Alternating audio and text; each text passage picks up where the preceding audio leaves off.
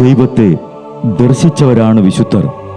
ആ വിശുദ്ധരോടൊപ്പം മാലാഖമാരുമായി സ്വർഗീയ ആനന്ദത്തിൽ ആയിരിക്കുന്ന ഞങ്ങളുടെ വാത്സല്യനിധിയായ അമ്മ ത്രേസ്യാളിൻ്റെയും പ്രിയ സഹോദരങ്ങളായ മണിദാസിൻ്റെയും ബ്രൈറ്റിൻ്റെയും പാവന സ്മരണയ്ക്ക് മുൻപിൽ ബ്രൈറ്റ് ഗ്രൂപ്പ് ഓഫ് അക്കാഡമീസ് പ്രാർത്ഥനാപൂർവം സമർപ്പിക്കുന്നു ഇന്നത്തെ വിശുദ്ധർ.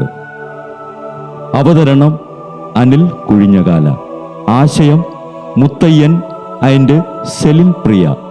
സംവിധാനം സ്റ്റെനി ആൻഡ് സ്റ്റെനിച്ച്. ഇന്നേ ദിവസം തിരുസഭ മാതൃകയായി നൽകിയ വിശുദ്ധരെ അനുകരിച്ച് പ്രാർത്ഥനയോടെ ആ പാത പിന്തുടരുന്ന നിങ്ങൾക്കേവർക്കും കർത്താവിൻ്റെ തിരുമുഖം ദർശിക്കാൻ കഴിയട്ടെ എന്ന പ്രാർത്ഥനയോടെ ഞാൻ നിങ്ങളുടെ സ്വന്തം ജസ്റ്റിൻ. ഇന്ന് ഏപ്രിൽ 28 വിശുദ്ധ പീറ്റർ ചാനലിൻ്റെ തിരുനാൾ.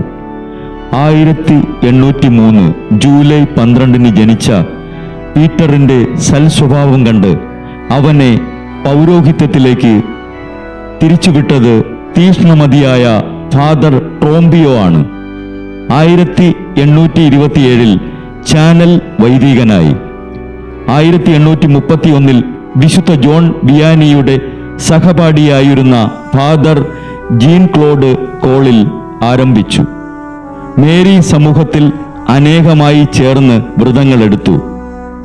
1836 ഡിസംബറിൽ ഫാദർ ചാനൽ ബിഷപ്പുമായി. 3 അൽമായ സഹോദരങ്ങളോടുകൂടെ ഓഷ്യാനിയിലേക്ക് മിഷൻ പ്രവർത്തനത്തിനായി പുറപ്പെട്ടു. ക്യാപ്റ്റൻ കുക്ക് ഫ്രണ്ട്ലി ഐലൻഡ്സ് എന്നു പേരിട്ടിരുന്ന ദ്വീപുകളിലാണ് ഫാദർ ചാനൽ ജോലി ആരംഭിച്ചത്. 1837 മിഷണറിമാർ അവിടെ എത്തിയപ്പോൾ തദ്ദേശവാസികൾ അത്ര ശാന്തരായിരുന്നില്ല. മനുഷ്യപൊക്കുകൾ അവരുടെ ഇടയിലുണ്ടായിരുന്നതിനാൽ ഭാഷ പഠിക്കാൻ അവർ കഷ്ടപ്പെട്ടു. എങ്കിലും പീറ്റർ ചാനലിനെ അവർ കാരുണ്യവാൻ എന്നാണ് വിളിച്ചിരുന്നത്. രാജകുമാരൻ പീറ്റർ ചാനലിനോട് താൽപ്പര്യം കാണിച്ചിരുന്നുവെങ്കിലും ക്രിസ്തുമതത്തിൻ്റെ പ്രചാരം കണ്ട് ക്രൂദ്ധനായ മന്ത്രി മുസുമൂസു ക്രിസ്തുമതത്തെ നശിപ്പിക്കാൻ 1841 ഏപ്രിൽ 28 ഒരു വിപ്ലവം ഉണ്ടാക്കി. കുടിലുകളിൽ ചെന്ന് ഉറങ്ങിക്കിടന്നവരെ കുത്തിയും വെട്ടിയും ദേഹോപദ്രവം ചെയ്തു. ഫാദർ ചാനൽ താമസിച്ചിരുന്ന കുടിലിൽ പോയി ബയണറ്റ് കൊണ്ട് അദ്ദേഹത്തെ കുത്തി. മന്ത്രി മുസുമുസ് വന്ന് തലവെട്ടി നീക്കി. അങ്ങനെ ഫാദർ പീറ്റർ ചാനൽ രക്തസാക്ഷിത്വ മകുടം ചൂടി. ഓഷ്യാനിയയിലെ പ്രഥമ രക്തസാക്ഷിയും വിശുദ്ധനുമായ പീറ്റർ ചാനൽ മാറി. വിശുദ്ധ പീറ്റർ ചാനലെ ഞങ്ങൾക്കു വേണ്ടി പ്രാർത്ഥിക്കണമേ.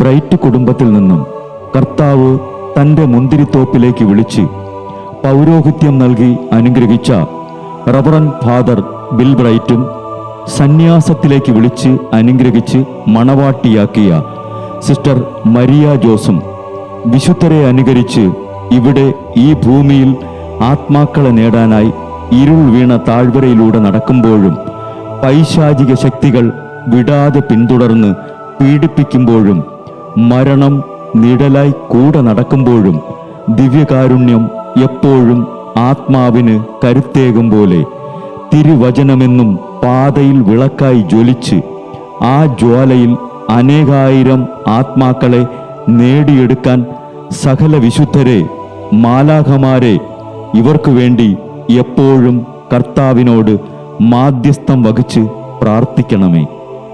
അനുദിന വിശുദ്ധർ നടന്ന വഴിയെ നടക്കുന്ന ഇവർക്ക് പിന്നാലെ കൽപ്പനകൾ പാലിച്ച് കരുത്തോടെ നടക്കുന്ന ഞങ്ങളും ഞങ്ങളുടെ പ്രിയപ്പെട്ടവർക്ക് അരികിലെത്തി നിത്യസൗഭാഗ്യം പങ്കിടാൻ അനുഗ്രഹമരുളണമെന്ന് കർത്താവേ അങ്ങയോട് ഞങ്ങൾ പ്രാർത്ഥിക്കുന്നു.